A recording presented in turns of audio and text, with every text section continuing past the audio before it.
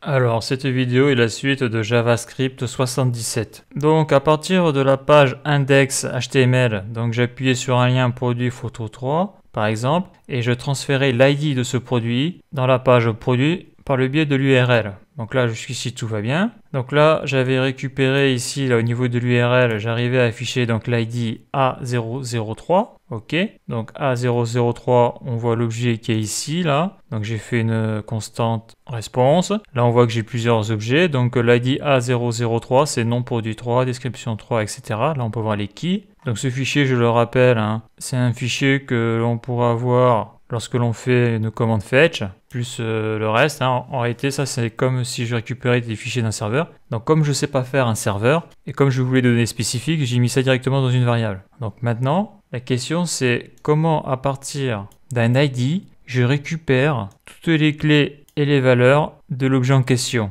Donc là, par exemple, je veux l'ID A003 et je veux tout ce qui est à l'intérieur de l'objet. Donc comment je fais pour avoir un objet de cette manière-là? Parce que lorsqu'on apprend le JavaScript, lorsque l'on fait les cours de base, hein, que ce soit gratuit ou payant, et bien lorsque tu manipules les objets ou les tableaux, et bien on te dit que pour accéder aux données d'un tableau, tu passes par l'index ou comme on a pu voir dans les vidéos précédentes, pour accéder à des objets dans un tableau, il fallait donner la valeur de l'index. Mais là, moi, je ne veux pas sélectionner par rapport à un index, je veux sélectionner un objet par rapport à sa clé, à son ID. Donc, j'ai galéré pour trouver ça encore. Donc, il y a deux méthodes. Il y a la méthode facile et il y a la méthode où j'ai passé plusieurs heures pour trouver la réponse. Donc, mon petit fichier là, JavaScript 78, récupération d'un objet par le biais de sa key ID. Donc il y a deux méthodes, on va voir d'abord la méthode UD, c'est la plus facile. Donc ça se fait depuis une web API, donc par exemple on a ce fichier là. Donc moi je l'ai mis en local, mais ce fichier tu l'as sur un serveur web. Et donc tu vas récupérer ce fichier là avec la commande fetch, avec les promesses, tout ça. Donc ça on l'a vu dans des vidéos précédentes. Donc voir l'exemple dans le code. Donc là je vais faire un exemple pour que ça soit beaucoup plus clair. Donc ça c'est la méthode facile, c'est hyper simple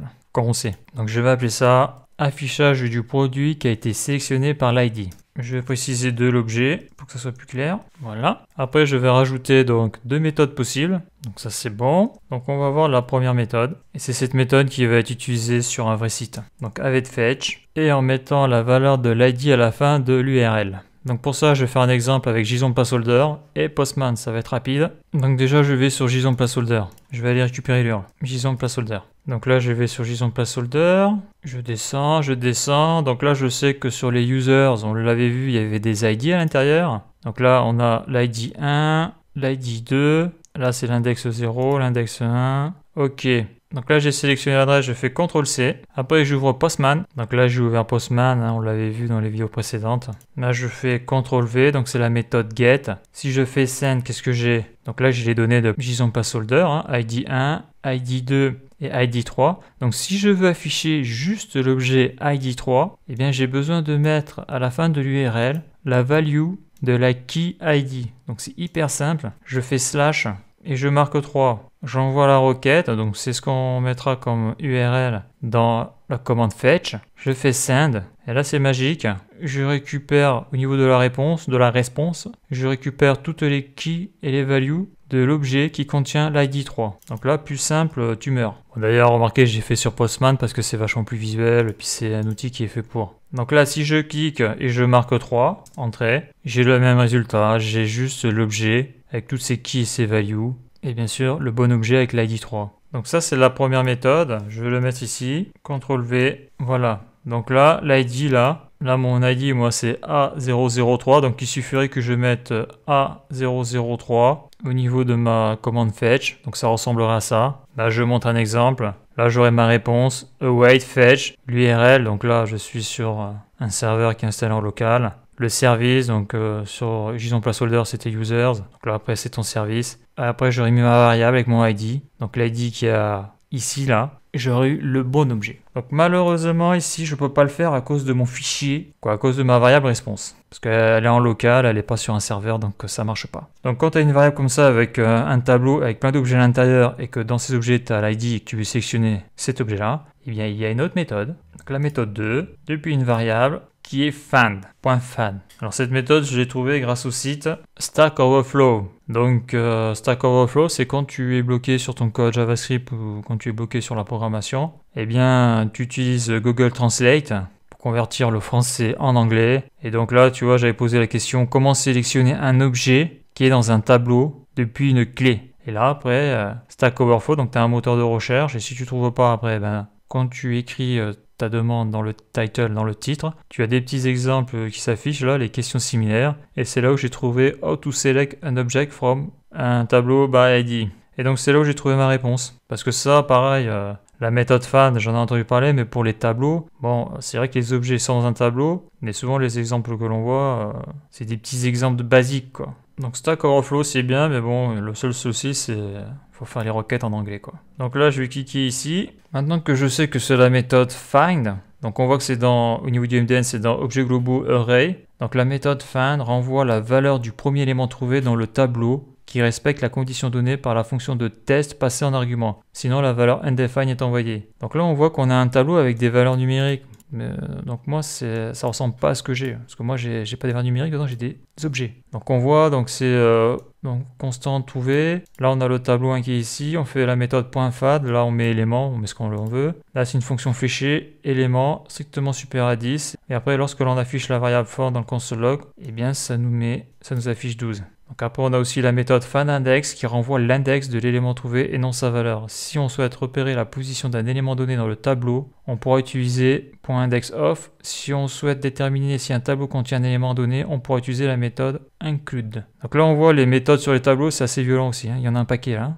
Là on voit ça calme un petit peu là, donc avant de maîtriser tout ça, il va falloir y passer un petit peu de temps. Donc syntaxe, donc là on a la syntaxe, donc paramètre callback, fonction exécutée sur chaque valeur du tableau, elle prend 3 arguments. Élément, l'élément actuellement traité dans le tableau. Index, facultatif, l'index de l'élément actuellement traité dans le tableau. Array, le tableau pour lequel la méthode fan a été appelée. TeaseArg, ce paramètre est optionnel, objet utilisé en tant que tease lorsque la fonction callback est exécutée. Valeur de retour, la valeur du premier élément du tableau qui réussit le test, sinon undefined. Donc là je vais dans la description. La méthode fan exécute la fonction callback une fois pour chaque élément présent dans le tableau jusqu'à ce qu'elle retourne une valeur vraie, qui peut être convertie en true. Si un élément est trouvé, fan retourne immédiatement la valeur de l'élément. Autrement, fan retourne undefined. La méthode callback est seulement appelée pour les index du tableau pour lesquels on dispose d'une valeur. Ok, donc c'est vrai que mon objet va être dans l'index du tableau, vu que j'ai plusieurs objets. Elle n'est pas appelée pour les index supprimés ou pour ceux qui n'ont pas de valeur. La méthode callback est appelée avec 3 arguments, la valeur de l'élément, l'index de l'élément et l'objet correspondant au tableau traversé. Si le paramètre teaseArg est fourni à find, il sera utilisé comme le tease pour chaque exécution de la fonction callback. S'il n'est pas fourni, alors undefined sera utilisé. Find ne modifie pas le tableau à partir duquel elle est appelée.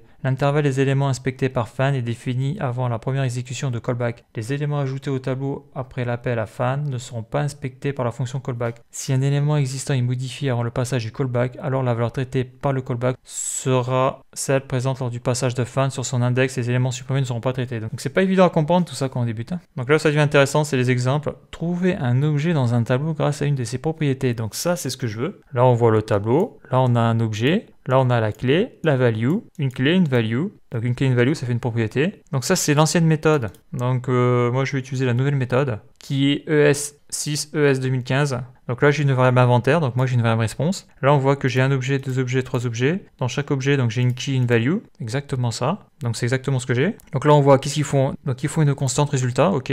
Donc là, ils prennent la variable inventaire qui est ici. Donc moi, ça sera response. Point la méthode fan. Et à l'intérieur, ils vont mettre free. Donc on peut mettre élément, on peut mettre ce que l'on veut. Donc moi, je peux mettre ID. Et free.non. Donc élément.non. Donc là, ils recherchent dans la key non. Et ils recherchent la valeur cerise. Et lorsque on fait un console log de résultat, on a donc non cerise quantité 5. Donc moi, c'est exactement ça qu'il me faut. Donc après, on a trouvé un nombre premier dans un tableau. Et puis voilà. Donc là, on peut voir sur cet écran là la manière de trouver un objet dans un tableau grâce à une de ses propriétés. L'ancienne méthode ici, la nouvelle méthode là. Donc moi, je vais utiliser la nouvelle méthode. Donc je vais l'appeler méthode 2 et je vais la laisser. Méthode 2, utilisation de la méthode find.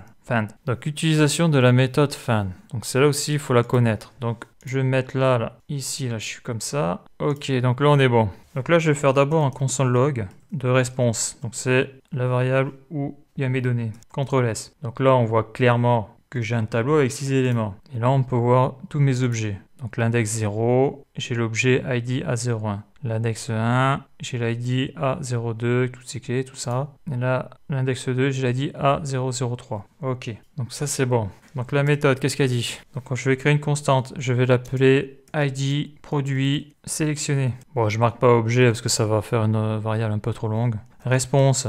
Donc j'utilise ma variable response et dedans je vais utiliser la méthode. Donc toutes les méthodes que je peux utiliser elles sont ici.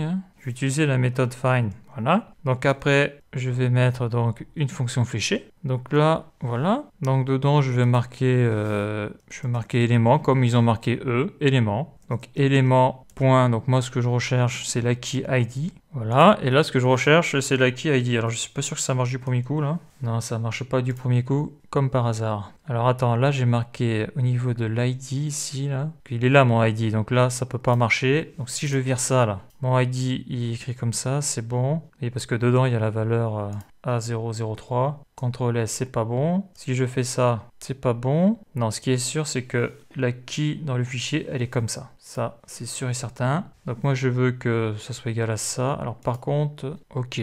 Alors attends, je vais essayer ça. D'accord, c'est trop rigolo, je me suis planté encore, c'est un truc de malade. Voilà, c'est pas grave, c'est comme ça qu'on apprend. Donc là, j'ai bien mon élément, la fonction fléchée, élément.id égale id. Là, j'ai id is not defined. Eh ouais, je sais qu'id n'est pas défini. Ouais. Donc ça, c'est à cause de mon console log. Alors attends, je vais recommencer ici. Ça devrait marcher là. Ok, ça marche. En gros, ça marchait pas parce que j'avais mis une parenthèse. Par contre, pour afficher le résultat, il me faut le console log. C'est un truc de fou quand même ça. Et là, je vais mettre la variable id, produit sélectionné, CTRL-V, CTRL-S. Undefined, ok, donc je me suis planté. Comme j'ai déjà dit, la key, il y a un underscore. CTRL-S. D'accord, is not defined. Ok, donc j'ai pas le choix. Il faut que je le mette partout ce truc. Donc je vais le faire. Alors c'est comme ça aussi que je trouve des solutions à mes problèmes, c'est en faisant des tests. En faisant des tests par itération. Moi j'aurais cru qu'il y avait juste besoin de mettre l'underscore ici. Et là on voit que je suis obligé de mettre l'underscore un peu partout. Là. Donc c'est pas méchant. Maintenant on va contrôler les résultats. Voilà, donc là c'est clair. Ça m'a affiché juste l'objet avec ses keys et ses values qui contient l'ID A003. Donc ça marche. Donc pour m'en assurer, je vais faire un autre test. Donc par exemple, je vais aller ici, je reviens à l'accueil. Je vais prendre produit photo 5. Produit photo 5, voilà. J'ai bien sélectionné mon objet qui a l'ID 005 avec toutes ses keys et ses values. Non, produit 5, description 5, donc ça marche bien. Allez, je vais prendre le 4, non, je vais prendre le 6. Ok, donc ça fonctionne, super. Donc ça, c'est extrêmement important parce que sans ça, je ne peux pas afficher sur ma page produit le produit que j'ai sélectionné en page d'accueil. Donc maintenant, je vais pouvoir afficher mon produit, afficher ses options pour pouvoir donc choisir les options, choisir la quantité de produits achetés. Donc je vais pouvoir continuer dans ce projet-là. Ok, donc là j'ai fait une petite correction parce que je trouvais ça bizarre. Donc là je vais laisser ma constante ID sans l'underscore. Ok, et en réalité si ça plantait tout à l'heure c'est parce que j'avais laissé le console log d'activer là. Et obligatoirement si je laisse le console log comme c'est une méthode et un objet, comme le ID il y avait ça dedans, et bien ça me fait is not defined. C'est-à-dire que je suis obligé de le mettre comme ça là. Ok, là ça marche, là je vois bien que j'ai mon produit 6, il n'y a pas d'embrouille. Donc ouais, donc là je peux faire element, point. Donc moi la key c'est underscore ID, strictement égal à ID. Bon, ça a l'air de marcher. Quoi, ça a l'air, ça marche. Voilà, ok. Ok, donc là maintenant comme j'ai dit, je vais pouvoir continuer maintenant que j'ai le bon objet avec les bonnes clés et les bonnes valeurs pour pouvoir afficher le produit sur la page. Donc voilà pour cette vidéo.